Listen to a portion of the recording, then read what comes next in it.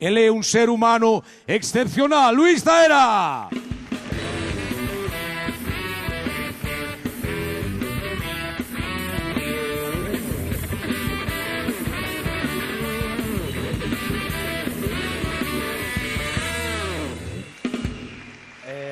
Pois si,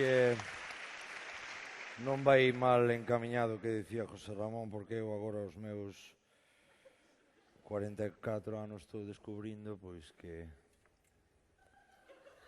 Estou descubrindo que son un tipo desagradable, eu que sei, eu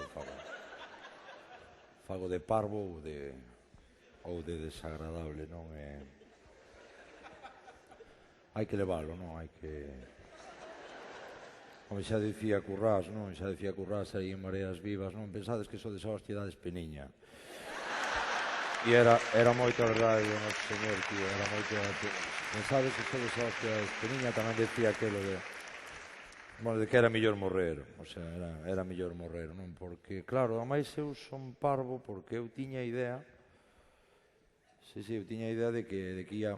Eu decía, o mellor acabo facendo de galán, acabo facendo de, eu que sei, de San Francisco de Asís, non? Así, Barbiña, uns milagres, non sei que, pois un tipo normal, que coñece unha tipa normal, que follan normal e que teñen fillos normais. Bueno, aínda que non follaran normal, facer non sei, un papel que fora un tipo máis normal que Jesucristo, pero non é. Que, por certo, vou facer un inciso. Eu son daqui de Compostela, son do barrio da Estila, e non sei por que carallo comparábamos todo con Jesucristo. Porque acabo de dicir eu, non é máis normal que Jesucristo. E ali na Estila, tío, ías calquera barbaridade. Non, es que ese tío fuma máis porros que Jesucristo. Había. Na Estila había. Había Jesucristo e María Santísima. Non, joder, tal... Porque, home, fuma máis porros que Jesucristo. Jesucristo, pois, home, así un pouco hipiola, así va polo deserto, cos colegas estes, os apóstoles estes, o das cabezas, bueno, unha peña así, non, particular, Santiago Matamón, eran moi riquiños, non? Bueno, falamos de... Pero, de porros non se lle sabe, non? Ou...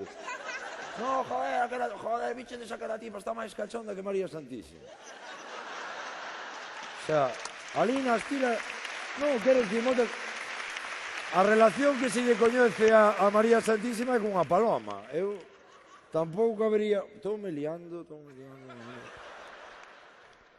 Bueno, o caso que... Bueno, diredes vos, home, non empezaches con papeles moi desagradables aí, pois, o carteiro de Luar, co meu pai Galloso, que, bueno, pois é un tipo bastante normal, despois xa veu Petróleo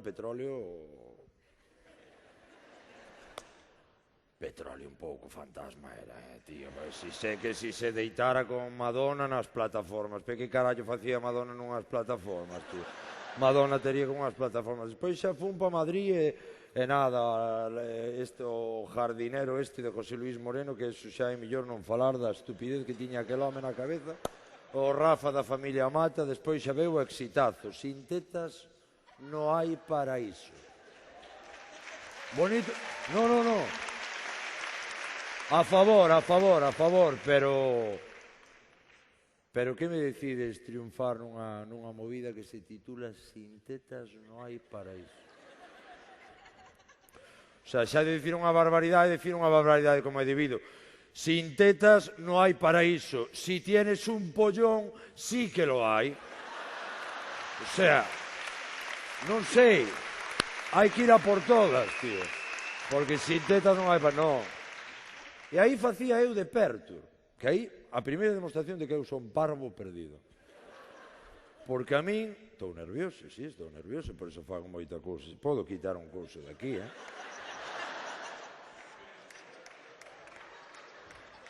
Podo facer o que... Entende? É así a cousa. Hostia, o efecto que fai. Mola isto dos... Soy... Bueno, entón, Pertur, que son parvo perdido. Porque eu pensaba que Pertur era un nome vasco. E pensaba que era un nome vasco porque, bueno, eu teño 40 anos, Eta leva 40 anos, houve unha vez había os polimilis de, isto é verídico, os polimilis, os políticos militares de ETA que se disolveran, entón morrera un no ano 80 non sei que se chamaba Pertur, e a min instalouseme esa información no hipotálamo. E eu pensaba, entón chego ali, a xunta o director o primeiro día de Sintetas non hai paraíso, e digo yo, tipo, hostia, que curioso, joder, que collades un galego e lle poñades nome vasco. E eu tipo, perdón? Non, que digo eu, xa nervioso, xa dicindo, non, que digo eu, que raro que collades un actor galego e que lle poñades un nome vasco, Pertur. Entón mirou o meu director e díxome, Pertur viene de perturbado. Despois, moitas gracias, despois desto, bueno, non sei que, non sei canto, o excitar, bueno, a mellor interpretación da túa carreira.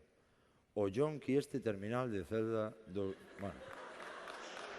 Entón, colles unha depresión, moitísimas gracias, colles unha depresión, pero o que quero ir eu agora, o psicoanálise que quero facer eu, onde me queiro sincerar eu, que se rebobino na miña vida,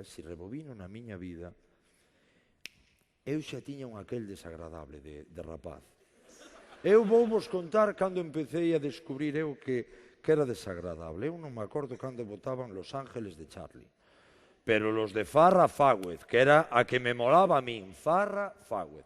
Entón, eu teño 4 irmáns maiores que a min, e estábamos ali no salón de cando Os Ángeles de Charlie, que eran aqueles salóns que tiñan pois un mueble chinero, unha coqueta, un chinfonier, que eran os nomes de muebles que quedabas arapajoe. Miña nai planchaba ali e eu estaba todo contento que as miñas 4 irmáns comendo pralín, tomábamos bocadillo de pralín da parte blanca, porque claro, os galegos temos o problema este que tiramos po blanco. Hai que recoñecelo, e así tiramos... A ver, vos que tomabades da nocilla, a parte blanca ou a parte negra? Blanca, moi ben, non hai máis que falar. Bueno, estábamos ali,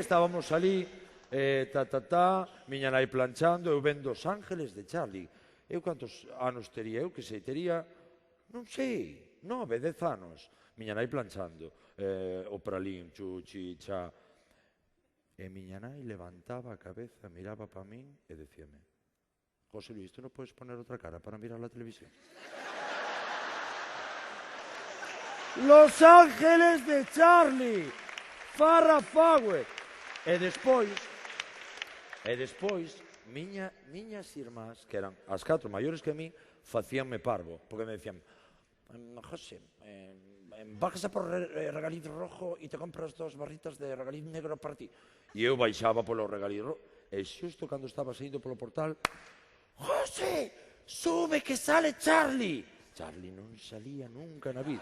Falaba polo monitor, e eu subía acaba de marchar José justo